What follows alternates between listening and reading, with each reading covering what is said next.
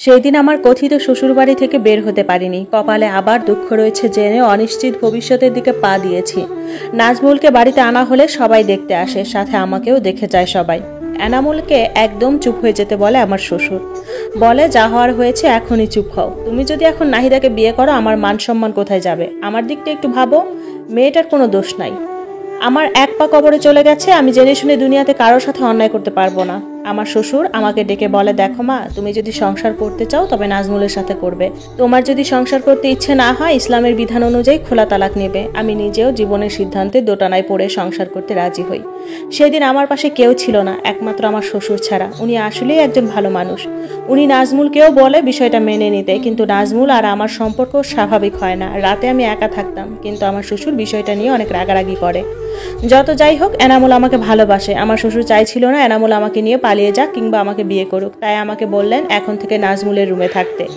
যথারীতি আমি নাজমুলের রুমে যাই এবং খাটের এক সাইডে ঘুমিয়ে পড়ি।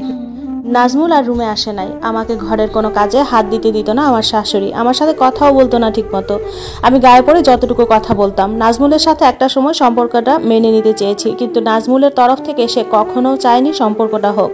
তবুও চুপচাপ সহ্য করেছি, মেনে নিয়েছি। সময়ের সাথে সাথে আমার শ্বশুরের সাহায্যতে আমার শাশুড়িও আমাকে মেনে নেয়। তবুও টুকিটাকি কটু কথা বলে। নাজমুল আমার সাথে কথা বলে না, লজ্জা পায় বুঝি, কিন্তু আমি কথা বলি এবং তার সমস্ত কাজে সাহায্য করি। এনামুল প্রবাসে চলে যায়, নাজমুলও চলে যাবে সৌদিতে। তবুও তার সাথে লজ্জাশীল হালকা প্রণয়তে রয়েছি।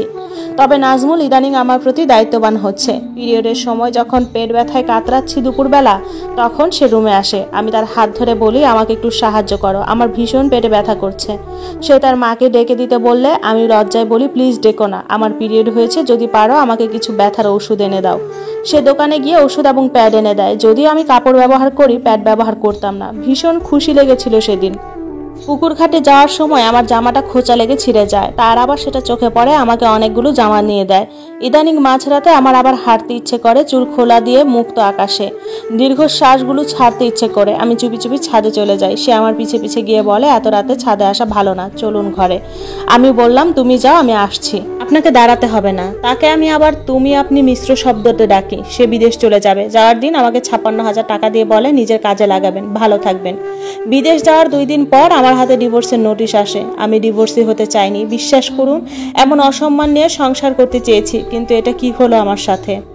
আমি আর আমার শ্বশুর শত শত মাধ্যম দিয়ে যোগাযোগ করার চেষ্টা করেছি যদি ডিভোর্সটা ঠেকানো যায়, কিন্তু নাজমুলের একটাই কথা, আমার সাথে সংসার করা সম্ভব না। আমি কেন জানি দিনরাত রবের কাছে একটাই দোয়া করেছি, আপনি যখন আমার নসিবে নাজমুলের সাথে বিবাহ রেখেছেন, দয়া করে আমাকে ডিভোর্সি বানাবেন না। এই এক জীবনে আমি আর ডিভোর্সি হতে চাচ্ছি না। সারাদিন আল্লাহর ক্ষমা চেয়েছি, দিনরাত দুরুদে ইব্রাহিম পড়েছি, তাহাজ্জুদ 5 ওয়াক্ত সালাত কিছু বাদ দেইনি। 13 দিন পর আমার শ্বশুর কল দিলে নাজমুল কল ধরে। আমার শ্বশুর শুধু একটা কথাই বলেছে, মেয়েটার কি দোষ, আল্লাহ যেভাবে চেয়েছেন বিবাহটা সেভাবে হয়েছে। তুমি যে অযথা নাহিদাকে ডিভোর্সের কাগজ দিয়েছো, রোজ হাসরের দিন তুমি এর দায় নিতে পারবে তো? বাবা, আমি চাচ্ছি তুমি শেষবার একটু চিন্তা করো, একটু উমরা করে আসো। তুমি আর একটু ভেবে দেখো বাবা, তোমার কাছে অনুরোধ।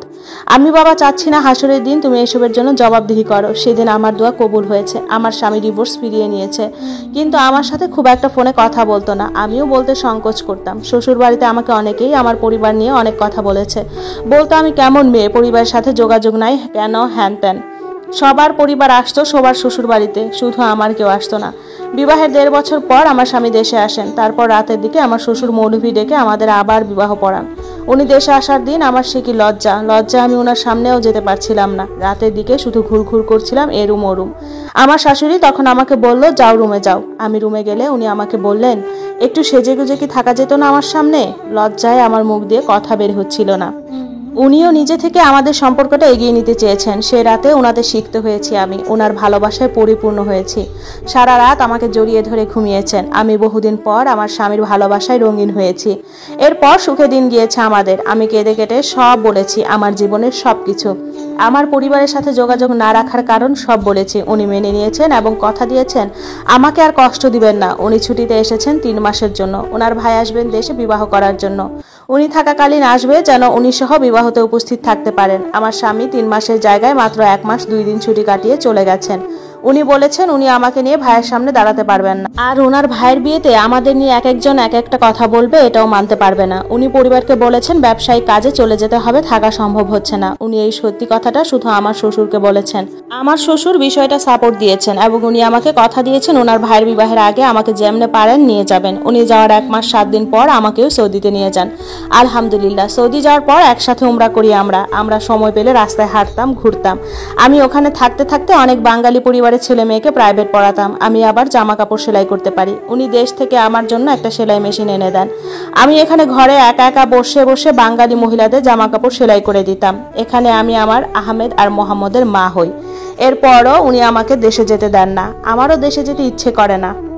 আজ প্রায় 10 বছর আমি দেশে যাই না। আমার ইচ্ছেও করে না দেশে যেতে, কারণ দেশে আমার কেউ নাই।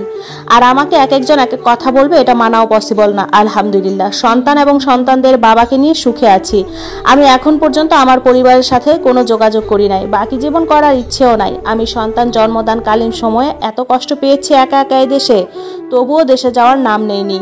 আমার স্বামীর মনে হয়তো অনেক কষ্ট, শ্বশুরবাড়ি যেতে পারে না, শ্বশুরবাড়ির কেউ খোঁজ খবর নেয় না। ওনার বন্ধু বান্ধবদের মধ্যে যখন সবাই শ্বশুরবাড়ির গল্প করে, হয়তো ওনার মন ছোট হয়ে যায়, কিন্তু তবুও উনি আমাকে মুখ ফুটে কিছুই বলেন না। সব বুঝে নীরব থাকি। মাঝে মাঝে ওনার কাছে ক্ষমা চাই। উনি হয়তো অনেক ভালো কিছু পাওয়ার যোগ্যতা রাখেন, কিন্তু ওনার নসিবে আল্লাহ আমাকে রাখছেন। সবাই দোয়া করবেন আমি যেন বাকি জীবন সুখে থাকি। মহান রব যেন আমার সহায় হন সব সময়।